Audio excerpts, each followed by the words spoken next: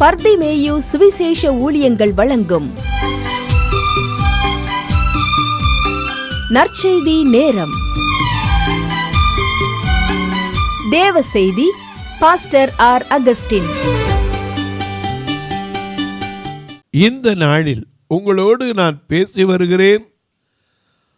பல காரியத்தை பேசி வருகிறேன். ஆனால் இன்றைக்கு குறிப்பாக ஒரு மனிதனுடைய வாழ்க்கையில் முடிவு எப்படி இருக்க வேண்டும். ஒரு தேவ மனிதன் யோபு கேட்டான், நான் காத்திருக்க என் பலன் எம்மாத்திரம், என் ஜீவனை நீடித்திருக்க பண்ண என் முடிவு எப்படிப்பட்டது. இன்றைக்கு அநேகருக்கு கேள்வி என்னன்னா, முடிவு எப்படிப்பட்டதாக இருக்கணும். ஐயா, முதல் செய்தியில் உங்களுக்கு சொன்னேன், என் நாட்களின் முடிவை காண்பியன்னு சொன்னார். ஒரு மனுஷனுக்கு காமிச்சார், எசேக்கியா ராஜாவுக்கு. அவன் அழுது புலம்பி கத்திட்டான். ரெண்டாவது உங்களுக்கு சொன்னேன், நம்முடைய முடிவை குறித்து நம்பிக்கை இருக்கணும்னு. நீங்கள் அநேக நேரங்களில் பலவிதமான முடிவுகள் இருக்கிறது. ஒரு மனிதனுடைய வாழ்க்கையில் எப்படிப்பட்ட முடிவு இருக்கக்கூடாது. உங்கள் வேதாகமத்தை எல்லாரும் எங்கே இருந்தாலும் சரி கையில் எடுத்து ஒரு வசனத்தை திருப்பிகளா. 2 சாமுவேலின் புஸ்தகம் 3வது அதிகாரம் 33வது 34வது வசனம். இந்த 2 வசனத்தையும் எல்லாரும் தேடி எடுக்கிறீங்களா? 2 சாமுவேல் 3ஆம் அதிகாரம் 33, 34. அப்படி எல்லாரும் எடுக்கிற வரைக்கும் பாண்டி தூந்தி மன்னமே பரனை கொண்டாடி தூந்தி தினமே, பரனை கொண்டாடி தூந்தி தினமே,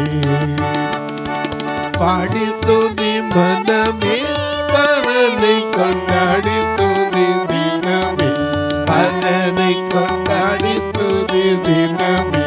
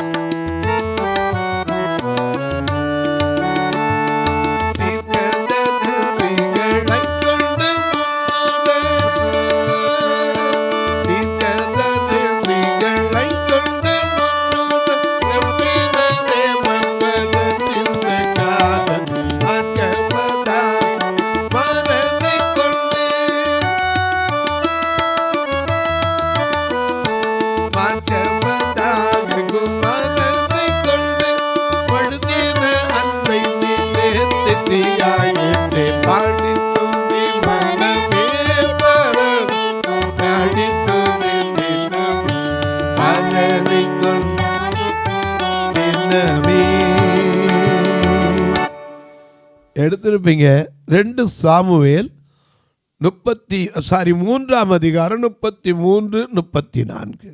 ராஜா அப்னேருக்காக புலம்பி மதிக்கிட்டவன் சாகிறது போல. ஐயா, நல்லா கவனிங்க. நம்முடைய சாவு எப்படி இருந்துடக்கூடாது? முடிவு மதிகட்டத்தனமாக இருந்துடக்கூடாது. ஏன்னா ஒரு சில மதிகட்ட நாளில் செஞ்சான், ஒரு நிலையில் நல்லா விளைஞ்சிச்சு, நிறைய விளைஞ்சிச்சு. புதிய ஏற்பாட்டில் இருக்குது, லூக்காவில். அவனுக்கு நிறைய விளைஞ்ச உடனே அவன் கொஞ்சம் மதியட்ட காரியத்தை செஞ்சுட்டான். என்ன செஞ்சான் தெரியுமா? ஐயோ, என் களஞ்சியம் ரொம்ப சின்னதாக இருக்குது, நான் அதை என்ன செய்ய போகிறேன், இடித்து கட்டுவேன், பெருசாக்குவேன், கொட்டி வச்சுக்கிட்டு என் ஆத்துமாவே ரொம்ப நாளைக்கு உனக்கு சேர்த்து வச்சுருக்கேன், நீ புசித்து குடித்து திருப்தியாக இருந்தா. பக்கத்தில் ஒரு சத்தம் கேட்டுச்சு, மதிகேடனே, இன்னைக்கு நீ போயிட்டா நீ சேர்த்து வச்சது யாருடையதாகும். சில நேரம் மதிகெட்டவர்கள் சாகிறது போல நம்ம செத்துடக்கூடாது. ஏன்னா நமக்கு ஆண்டவர் ஞானத்தை கொடுத்திருக்கிறார். இங்கே அப்படியே சாதாரணமான மனுஷன் இல்லை, ஒரு படைத்தலைவன். சவுலுக்கு அவன்தான் ஆயுததாரி, அவன்தான் படைத்தலைவன், அவன்தான். இந்த அப்னேரை பார்த்து தான் இந்த தாவீது புலம்பல் பாடுறார். என்ன பாடுறாரு? திரும்ப வாசிங்க பார்ப்போம். ராஜா அப்னேருக்காக புலம்பி. ராஜா அப்னேருக்காக புலம்பி. ஏன்னா இந்த ராஜா யாரு? தாவீது ராஜா. அப்னேர் யாருடைய ஆளு? சவுலுடைய ஆளு. ஆனால் தாவீது புலம்புறார் பாருங்க.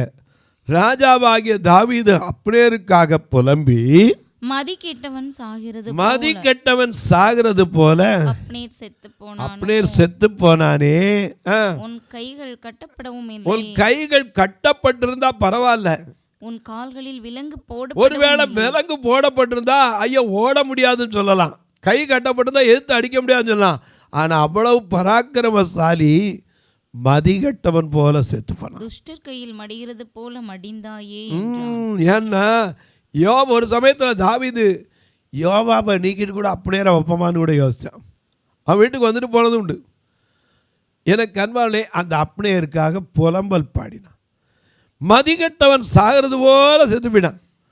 நம்முடைய முடிவு எப்படி இருக்கணும் தெரியுமா? வீரத்தில் இன்னைக்கு இராணுவத்தில் செத்தாங்கன்னா கொண்டு வந்து அடக்கம் பண்ணும்போது குண்டு முழங்க 21 குண்டு 41 குண்டு இப்படி குண்டு வைக்கிறாங்க. எதுக்கு? அந்த மரியாதை. தமிழ்நாட்டு மரபின்படி ஒருத்தன் குத்துப்பட்டு செத்தா கூட எப்படி சாகணும்? நெஞ்சில், முதுகில் குத்துப்படக்கூடாது. ஒக்கூர் மாசாத்தியார் என்று ஒரு பெண்பார் புலவர் இருந்தார். அந்த அம்மாவுக்கு முதல் நாள் போரில் புருஷன் இறந்து போயிட்டான். 2வது நாள் போரில் குழந்தை இறந்து போயிட்டான். 3வது நாள் போரில் தான் சின்ன பிள்ளைக்கு கையில் வாழை கொடுத்து அனுப்பி வச்சா போருக்கு. ஏன்னா வீர மரபு. ஏன்னா தமிழர்களுக்கு அந்த ஒரு மரபு உண்டு.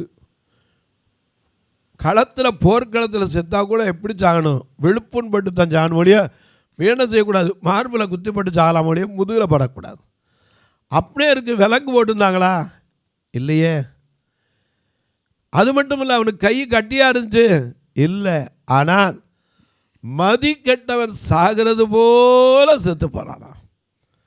சில நேரம் மதி கெட்டவன் இப்படி தான் தன் வாழ்க்கை மதிகட்டத்தனத்தினால மறித்து போகிறான். இன்றைக்கி நிறைய பேர் பாருங்கள், தன்னையே அழிச்சுக்கிறாங்க. ஆண்டவர் அதுக்காக அந்த பூமியில் கொடுத்தாரு. தன்னையே அழிச்சுக்கிறது மதிகட்டத்தனம். இன்றைக்கி ஏதாவது ஒன்று கிடைக்கலன்னா போய் உடனே ஒன்றும் இல்லைங்க. அன்னைக்கு ஒரு பொண்ணு 17 வயசு பொண்ணு ஒருத்தனை விரும்பி இருக்கு. அவன் சொல்லியிருக்கான் வேண்டாம், உடனே நான் விரும்பலைன்டான். அவன் திரும்பி கேட்டிருக்கா, திரும்பி அவன் வேண்டான்ட்டானா. உடனே வீட்டில் போய் +2 படிச்சுக்கிட்டு இருந்த பொண்ணு தூக்கு மாட்டி செத்தா. என்ன பிரயோஜனம்?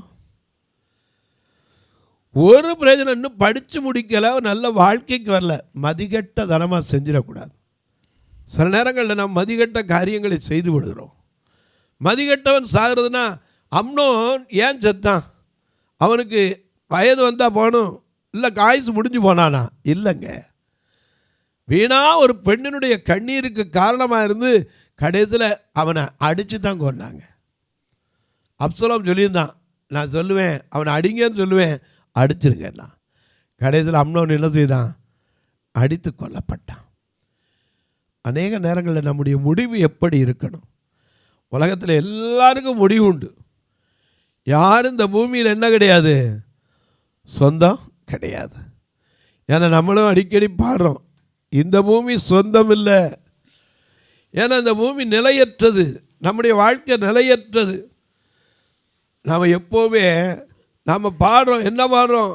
ஒரு பழைய பாட்டு, நிலையில்லாத உலகத்திலே பாடும் மனிதனே, நிலையில்லாத உலகத்திலே பாடும் மனிதனே, உன்னில் அன்பு வைத்த தெய்வத்தை மறந்து எங்கே போகிறார்?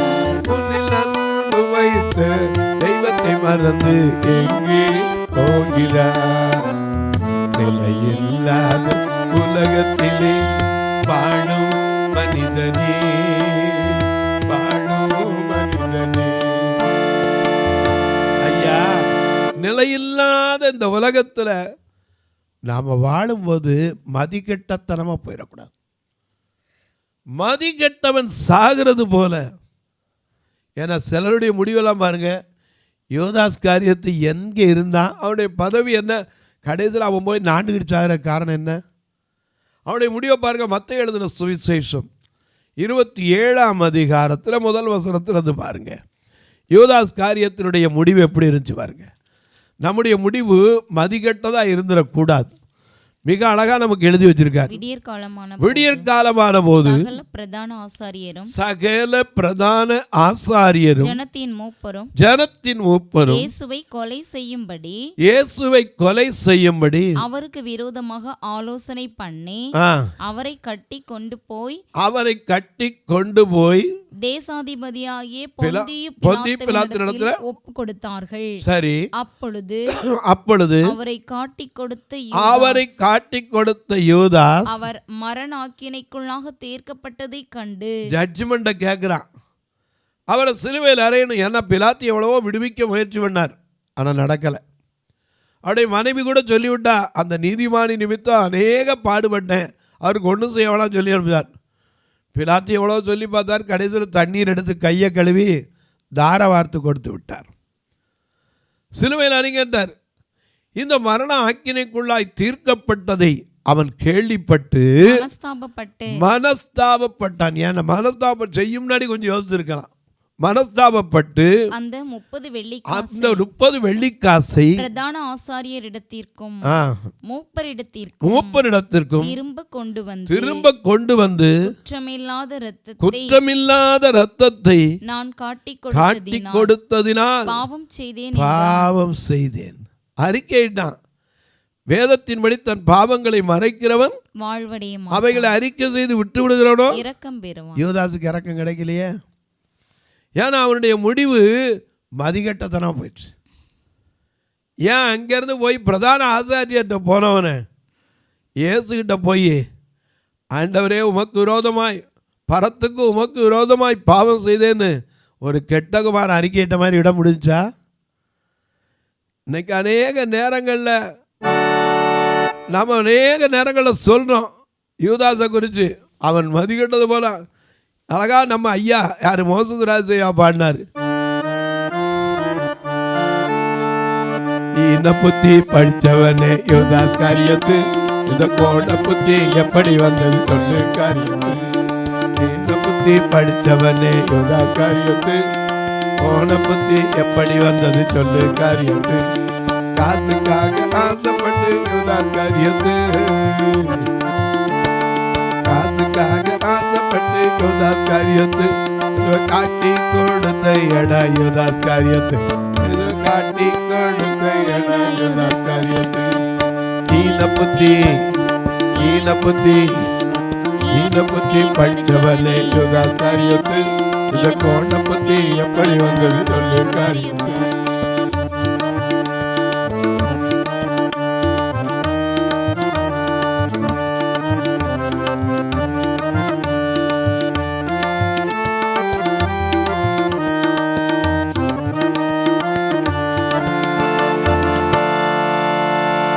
இவன் போய் ஆண்டவர்கிட்ட சொல்லியிருப்பான. வேதம் படி நீதிமொழிகள் 28:13 படி வேதம் என்ன சொல்லுது? தன் பாவங்களை மறைக்கிறவன் வாழ்வடைய மாட்டான். எவ்வளவு பெரிய பாவத்தையும் அறிக்கையிட்டா அவர் எல்லா அநியாயத்தை நீக்கிறமை சுத்திகரிக்க உண்மையும் நீதியும் உள்ளவராய் இருக்கிறார்.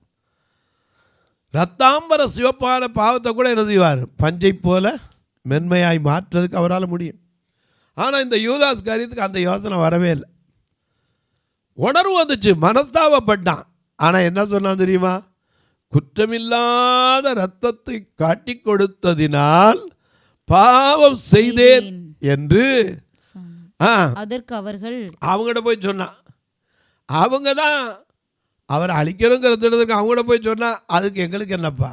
அவங்களுக்கு தெரியும் குற்றம் இல்லைங்கிறது, அவங்களுக்கு தெரியும். இதுலேருந்து எங்களுக்கு என்ன அது ஓம்பாடுன்னாங்க. உடனே என்ன பண்ணா? அப்பொழுது அவன் அந்த வெள்ளிக்காசை தேவாலயத்திலே எரிந்து விட்டு புறப்பட்டு போய் நாண்டு கொண்டு செத்தான். இன்னொரு மதிகட்டவனை பார்ப்போமா? 2 நாளாகமம் 26ஆம் அதிகாரத்தில் ஒசியா ராஜா பலப்பட்ட போது அவன் புத்தி கெட்டு போச்சு. 16ஆம் வசனத்தை பாருங்க. அவன் பலப்பட்ட போது தனக்கு கேடுண்டாக மட்டும் அவனுடைய மனம் மேட்டிமையாகி தன் தேவனாகிய கர்த்தருக்கு விரோதமாக மீறுதல் செய்து. ஆண்டவருக்கு மீறுதல் செய்தான். தாவீது சொன்னான்ல, என் மீறுதல்களை என்ன செய்யும்? எனக்கு அன்பானவர்களே, இவனுக்கு தெரியும் மீறுதல் செய்யறது தப்பு. ராஜாவுக்குரிய வேலையை தான் பார்க்கணும், ஆசாரியனுக்குரிய வேலை என்ன செய்யக்கூடாது, பார்க்கக்கூடாது. ஆலயத்துக்குள்ளே போய் தான் பலப்பட்ட போது என்ன செய்தான் தெரியுமா? ஆசாரியர்கள் தவிர வேறொருவரும் தொடக்கூடாது அந்த தூப கலசத்தை என்ன செய்தான்? கையில் பிடித்தான். கையில் பிடித்ததுனால எல்லாரும் சொன்னாங்க. 18ஆம் வசனத்தை பாருங்க. அழகா, ராஜாவாகிய உசியாவோடு எதிர்த்து நின்று உசியாவே கர்த்தருக்கு தூபம் காட்டுகிறது உமக்கு அடுத்தது அல்ல. தூபம் காட்டுகிறது பரிசுத்தமாக்கப்பட்ட ஆசாரியர்களுக்கே உரியதுன்னு சொன்னா இவன் கேட்கல. வாசிங்க. பரிசுத்த ஸ்தலத்தை விட்டு வெளியே போம்னா மீறுதல் செய்தி, இது தேவனாகிய கர்த்தராலே உமக்கு லெவியாது அப்படின்னு சொல்லவும் செஞ்சாங்க. ஆனா அந்த மதிகட்ட ராஜா கேட்கல. என்ன பண்ணா தெரியுமா? தூப கலசத்தை பிடிச்சார். ஆலயத்துல இருக்கும் போதே அவன் நெத்தியில் என்ன பண்ணுச்சு? குஷ்டம் வெடிச்சிட்டு. ஆசாரிகளும் அவன் வெளியே கொண்டு வர பார்த்தாங்க. இவனும் தன்னை கர்த்தர் அடித்தார்னு வெளியே வந்தான். கடைசியில் அவருடைய வாழ்க்கையில் பார்த்தீங்கன்னா 20ஆம் வசனத்திலிருந்து பாருங்க, மிக அழகா எழுதி வச்சிருக்கு. பிரதான ஆசாரியனாகிய அசரியாவும் சகல ஆசாரியரும் அவனை பார்க்கும்போது அவன் தன் நெற்றியிலே குஷ்டரோகம் பிடித்தவன் என்று கண்டு அவனை தீவிரமாய் அங்கே இருந்து வெளிப்பட பண்ணினார்கள். கர்த்தர் தன்னை அடித்ததினால் அவன் தானும் வெளியே வெளியே வேற வழி இல்ல. ராஜாவாகிய உசியா மரண நாள் மட்டும், எப்படி நல்லா அந்த வார்த்தை அண்டர்லைன் பண்ணிக்கணும், மரண நாள் மட்டும் குஷ்டரோகியா இருந்து கர்த்தருடைய ஆலயத்துக்கு புறம்பாக்கப்பட்டபடியினால். காரணம் என்ன? ஒரே ஒரு தவறு தான். நம்ம அநேக நேரம் பாடுறோம், ஒரு சிறு துவாரம் ஓடத்தை தவிர்க்கும், ஒரு சிறு பாவம் உன்னையே அழிக்கும். ஒரு சிறு துவாரம் ஓடத்தை தவிர்க்கும், ஒரு சிறு பாவம் உன்னையே அழிக்கும். முந்திக் கொள்ள வேண்டும், முந்திக் கொள்ள வேண்டும், நியாய தீர்ப்பு நாளில் முந்திக் கொள்ள வேண்டும். ஒரு சிறு துவாரம் ஓடத்தை கவிழ்க்கும், ஒரு சிறு பாவம் உன்னையே அழிக்கும்.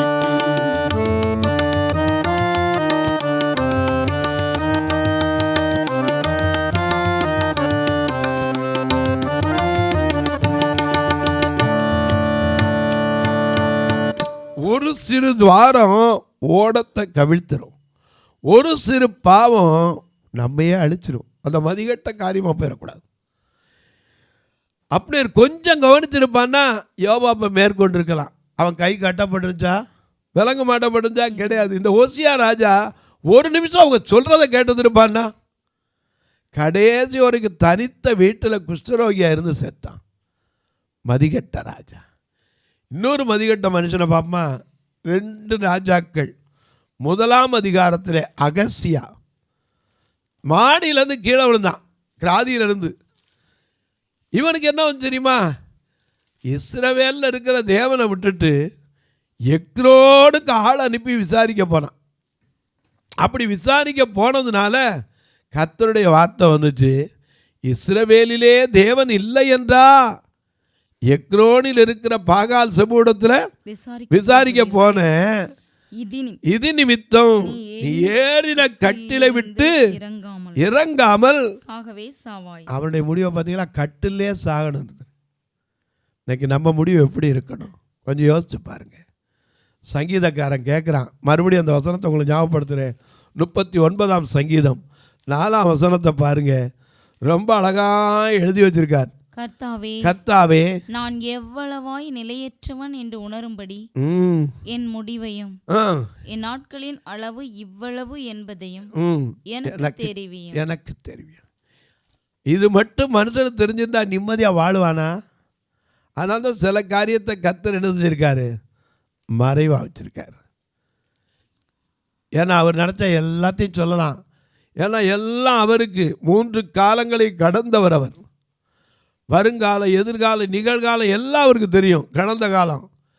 ஆனால் சில மறைவாக வச்சிருக்கார். மனுஷனுக்கு இந்த மரணம் மட்டும் எப்போன்னு தெரியாது. நாம் அதனால தான் பாடிக்கிட்டு இருக்கிறோம், மரணமே நின்னையா நேரமே பிரிவினை செய்யோமே, மரணமே நின்னையா நேரமே பிரிவினை செய்யோமே, தருணம் போக்காது கிருபை தாங்குது இது சமை திடைத்தல்லே வாகுமே இயேசு பாதம் சேருமே பாரில் பாவம் நேருமே.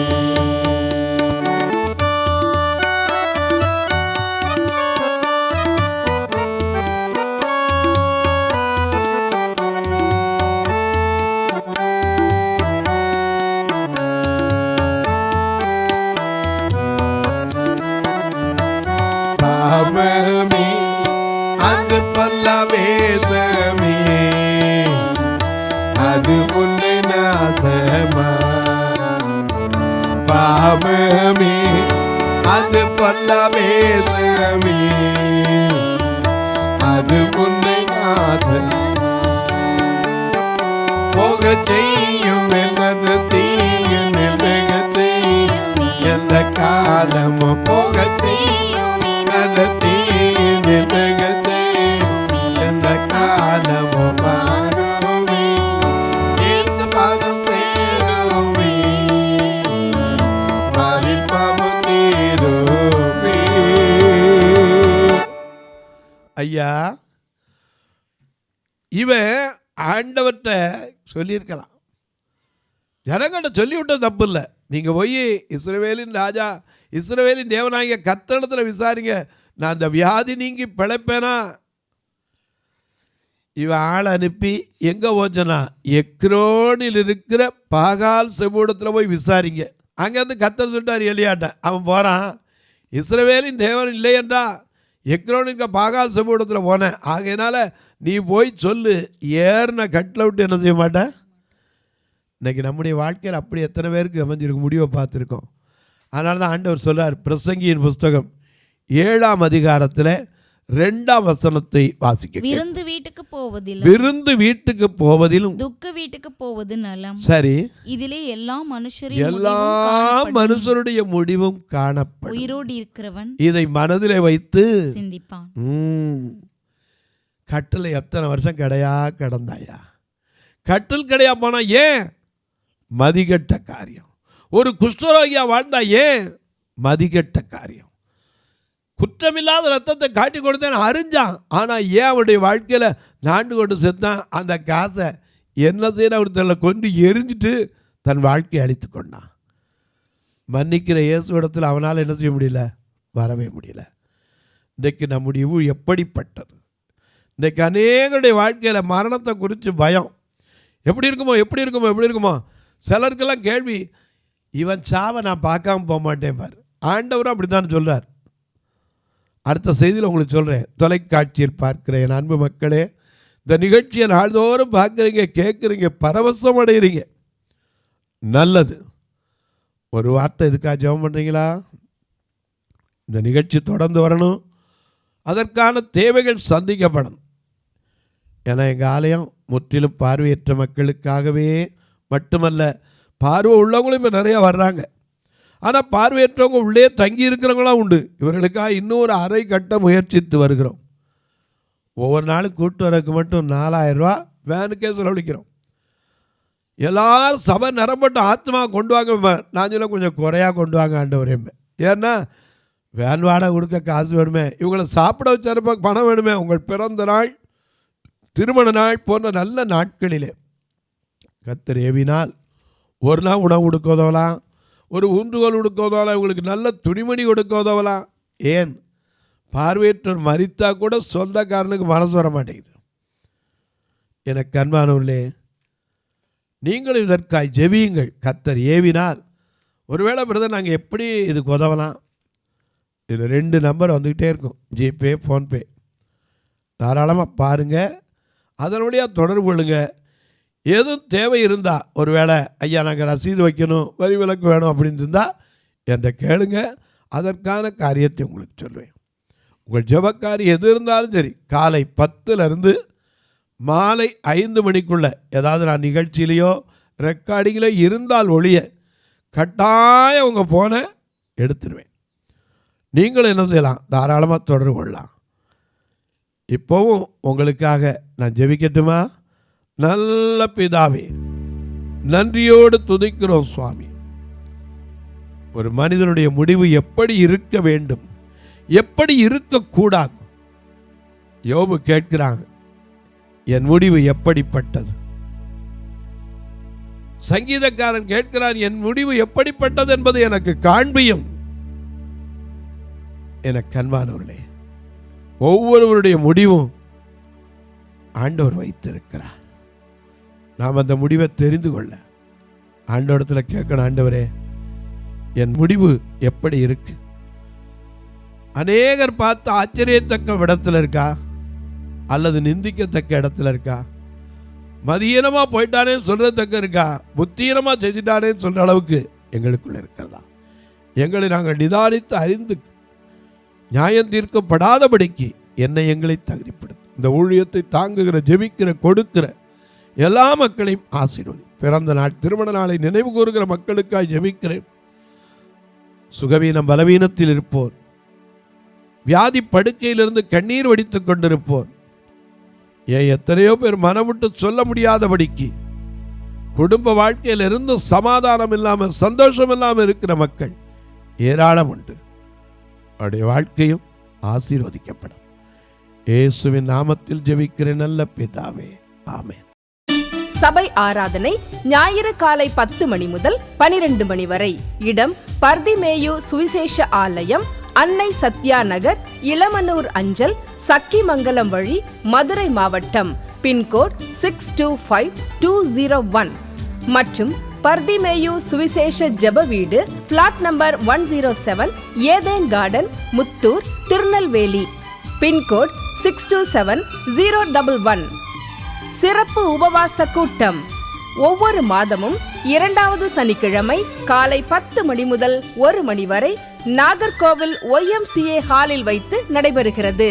மற்றும் ஒவ்வொரு மாதமும் 4வது சனிக்கிழமை காலை 10 மணி முதல் 1 மணி வரை திருநெல்வேலி புதிய பேருந்து நிலையம் அருகில் உள்ள கிரேஸ் ஹாலில் வைத்து நடைபெறுகிறது. எங்கள் எல்லா ஆராதனைகளிலும் கலந்து கொண்டு தேவனை மகிமைப்படுத்த அன்பாய் அழைக்கிறோம். உங்கள் உதாரத்துவமான காணிக்கைகளினால் இவ்வூழியத்தை தாங்க விரும்பினால் R Augustine, account number 5021364331, IFSC code IDIB 000B066, Indian bank, BP Kulam, Madurai. GPay number 9842181917, BGM ministries மற்றும் 9442559772, பிளைண்ட் மினிஸ்ட்ரீஸ் அகஸ்டின். உங்கள் தொடர்புக்கு பாஸ்டர் ஆர் அகஸ்டின், பர்திமேயு சுவிசேஷ ஊழியங்கள், நாகமலை, புதுக்கோட்டை, மதுரை 625019. தொலைபேசி எண்கள் 9842181917 மற்றும் 9442559772. கர்த்தர் தாமே உங்களை ஆசீர்வதிப்பாராக.